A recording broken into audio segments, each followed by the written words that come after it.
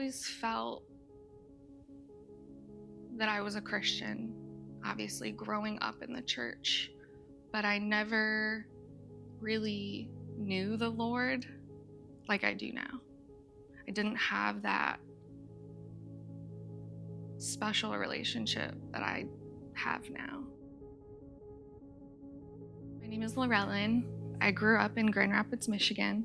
My papa was a pastor, so my grandparents pastored a church throughout my whole childhood until we moved to Texas. I met Chris, my husband, at a young adult service back in 2010. We ended up dating for 4 years and then got married.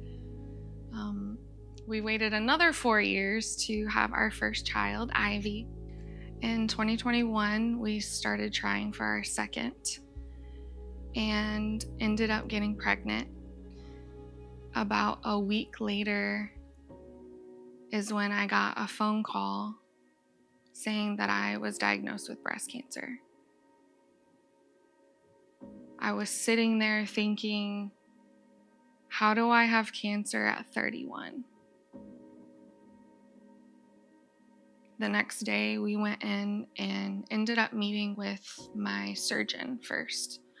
I was sitting there and the surgeon proceeded to tell me, you have the worst type of breast cancer.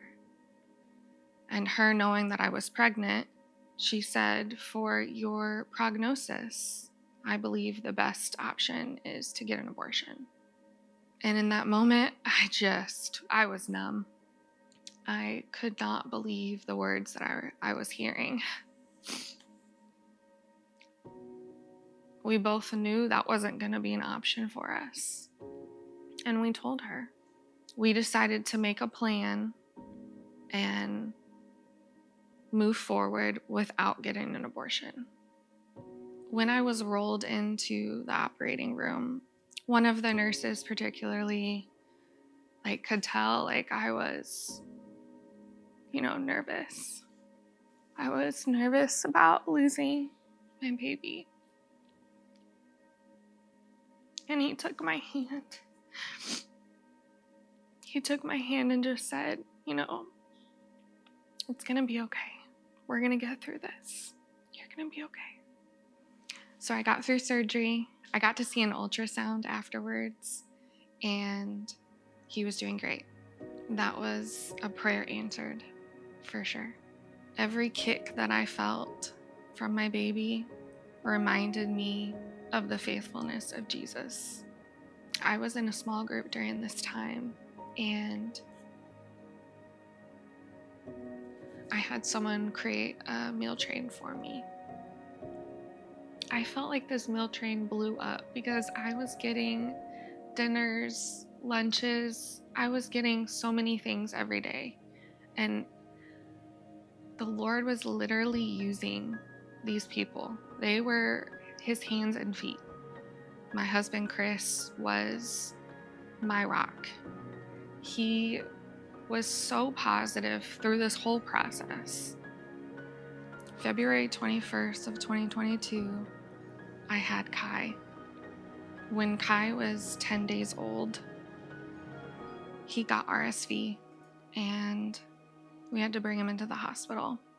They couldn't figure out what was going on. His heart would stop. He would stop breathing for a second and then wake back up. One of the days I was holding Kai in the hospital after my immunotherapy, I could feel my body kind of shut down, and I asked the nurse to come get Kai to feed him because I just couldn't do it.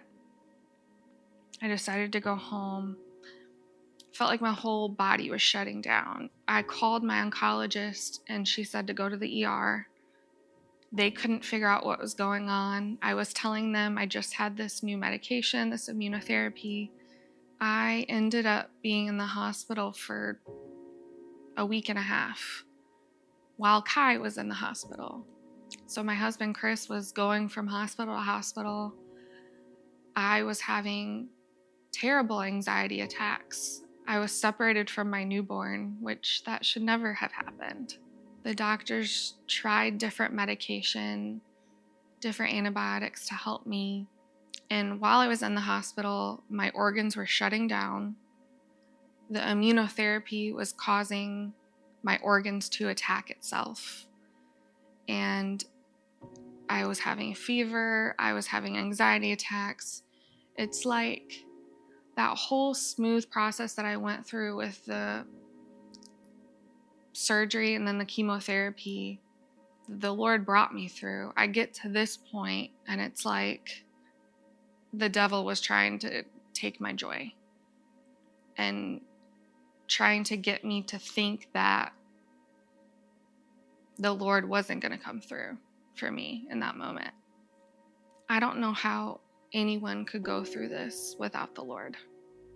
His peace and his faithfulness showed up through this whole process for me. I remember thinking,